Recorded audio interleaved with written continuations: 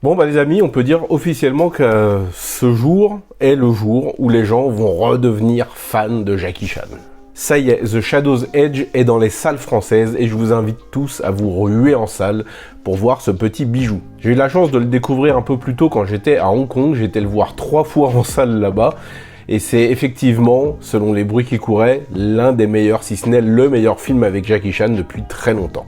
C'est réalisé par Larry Young, qui nous avait déjà offert Raiden avec ce même Jackie en 2023, qui était un petit film plutôt sympathique, où Jackie jouait un ancien cascadeur, qui soulevait pas mal de thématiques plutôt intéressantes, comme le vieillissement, le rapport à la famille, le fait de regarder son œuvre, de contempler ce qu'on a accompli dans sa vie.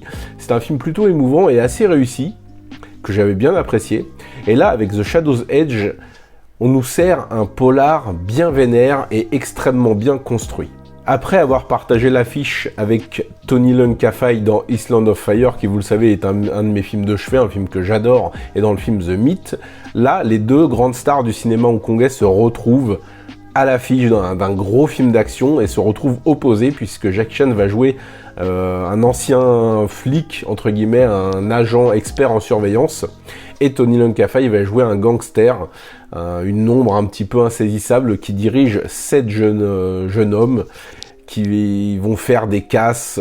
Alors le film se passe entièrement à Macao et il va y avoir plusieurs cambriolages qui vont se passer à Macao, et donc Jackie Chan avec son équipe va tenter d'arrêter Tony Leung Ka-fai et son équipe. C'est une opposition, comme on le voit sur l'affiche du film, et vraiment ça a été un coup de cœur.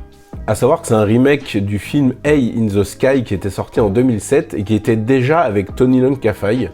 Là, on va suivre donc Jackie et Tony dans un face-à-face très violent et extrêmement bien construit, comme je le disais. Parce que ce qui va faire la force du film, déjà, c'est son rythme. On alterne des grosses séquences d'action comme l'ouverture et des séquences de suspense extrêmement bien gérées. Je pense notamment à tout ce qui va se passer dans l'appartement et dans le grand immeuble, qui est vraiment, je trouve, un modèle d'écriture et de tension.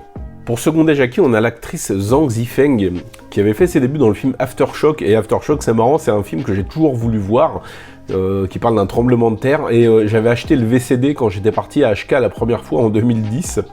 Et ça fait 15 ans que je l'ai et j'ai toujours pas visionné le film. En tout cas, l'actrice a bien grandi et elle se débrouille plutôt bien. Elle a un visage très angélique, presque parfait. Mais c'est une bonne cogneuse. Et elle joue, ma foi, plutôt bien. Elle a une histoire avec le personnage de Jackie Chan et c'est un peu la foire au caméo, puisqu'on va retrouver Melvin Wong dans le rôle d'un chef de la police, et aussi Yu Rong Wang qui va jouer alors très très brièvement, c'est vraiment un caméo, qui va jouer l'ancien partenaire de Jackie et le père de donc notre héroïne qui s'appelle Kwaigo, si je ne dis pas de bêtises. Le film enchaîne vraiment les séquences mémorables, que ce soit dans l'action ou dans le suspense. Comme je l'ai dit, on a trois grosses scènes d'action. On a l'occasion du début, l'attaque du commissariat et le final. Un très très bon final, très violent, avec quelques petites pointes de gore, parce que y a quand même quelques effusions de sang. Un face-à-face qui va opposer Tony Leung Ka-fai et Jackie Chan dans un combat. Très bon combat, bien chorégraphié, avec notamment tout un passage où ils sont voûtés dans un espèce de grenier au-dessus d'un restaurant, qui fait un peu écho au fight entre Jet Li et Vincent Zhao dans La Légende de Fong Se-hyuk 1, où ils étaient courbés pareil, ils s'affrontaient sous une estrade. Là, la scène est un peu identique. Alors, La Légende de Fong Se-hyuk, c'était réalisé et chorégraphié par Monsieur Corey Yuen, donc on peut y voir un espèce d'hommage. En tout cas, c'est vraiment brillamment mené, brillamment chorégraphié. Les scènes d'action sont très lisibles, très intenses, avec vraiment des échanges de coups bien nerveux et bien découpés. Il y a même de l'émotion dans ce film. Il est parfaitement dosé. Tout est vraiment fait avec un équilibre harmonieux, que ce soit le déroulement de l'histoire, le traitement des personnages, les séquences d'action, les séquences de suspense. On est vraiment parfois dans le spectaculaire, mais ça arrive aussi à lier des scènes un peu plus intimes. Il y a vraiment des scènes que j'adore dans ce film.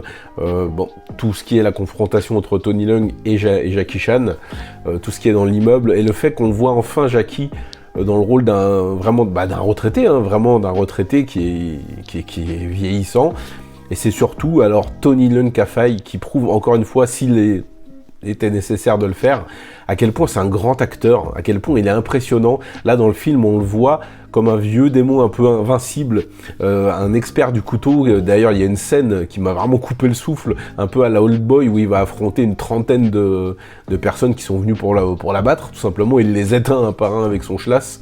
Non, il est vraiment terrifiant, parce qu'il a un côté vieux. Il a le corps tout sec, un peu, il a un certain âge, lui aussi, il est pas loin des 70 ans, je crois même qu'il les a. Et vraiment, il est vraiment très impressionnant. C'est vrai qu'on pense pas forcément à Tony Leung Ka-fai en grand méchant, mais vraiment, c'est ça la marque d'un grand acteur, être crédible dans absolument tous ses rôles, et là, vraiment, il vient nous rappeler à quel point il est magnifique. Bref, The Shadow's Edge, c'est vraiment un excellent polar, bien violent, bien écrit, bien réalisé.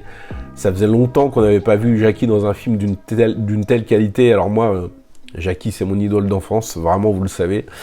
Et j'avais un petit coup de gueule quand même à faire passer, parce que beaucoup trop de gens se sont permis de manquer de respect à Jackie Chan. Alors, oui, il a une partie de sa carrière qui n'est pas glorieuse, effectivement. Il n'a pas toujours fait que des chefs-d'œuvre. Voilà, je suis obligé moi-même de l'admettre. Il n'a pas toujours fait les bons choix. Je trouve qu'il a perdu énormément de temps dans des productions pas très inspirées, qu'il ne mettait vraiment pas en valeur. Mais il ne faut pas oublier tout ce que cet homme a fait pour nous, les fans, et tout ce qu'il a fait pour le cinéma aussi. Pas seulement le cinéma d'action, pas seulement le cinéma de Hong Kong, le cinéma en général.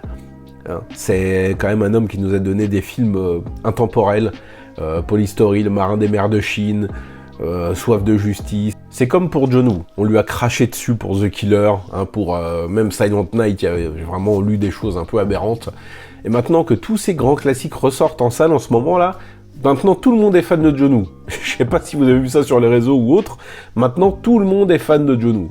Donc voilà, il faut arrêter un peu quand même de manquer de respect et d'oublier tout ce que ces grandes légendes du cinéma ont fait pour le cinéma, ont fait pour nous, avec quel film on a grandi. Voilà. C'est juste mon petit coup de gueule totalement inutile du jour.